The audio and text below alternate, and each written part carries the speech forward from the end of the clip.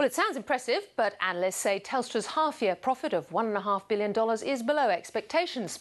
The telco giant is capitalising on the mining boom, signing up a record number of customers. Boss David Thodey says the national broadband network deal is ticking along, and after that's signed off, a share buyback scheme could be on the cards. Emily Stewart reports. A refocused Telstra says it's all about the customer. The company signed up 1 million new mobile users in the 6 months to December.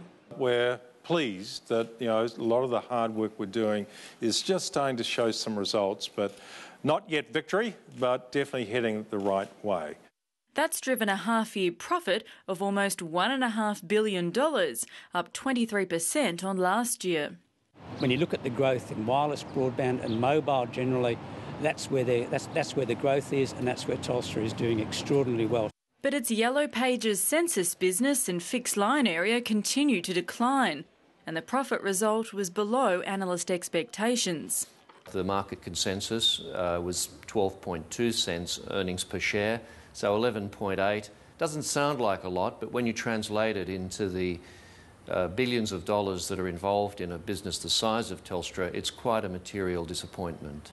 The company has maintained a dividend of 14 cents a share. What we actually saw this 6 months was an additional borrowings of $1.6 billion, largely to sustain the dividend outflows. Chief Executive David Thodey told the briefing the final tick of approval for the $11 billion national broadband network deal is expected soon. Where Telstra sits, how Telstra is now dealing with Canberra, this has been a remarkable turnaround over the last 18 months. The Australian Competition and Consumer Commission is reviewing Telstra's structural separation undertaking. Telstra says a share buyback may be on the cards after that.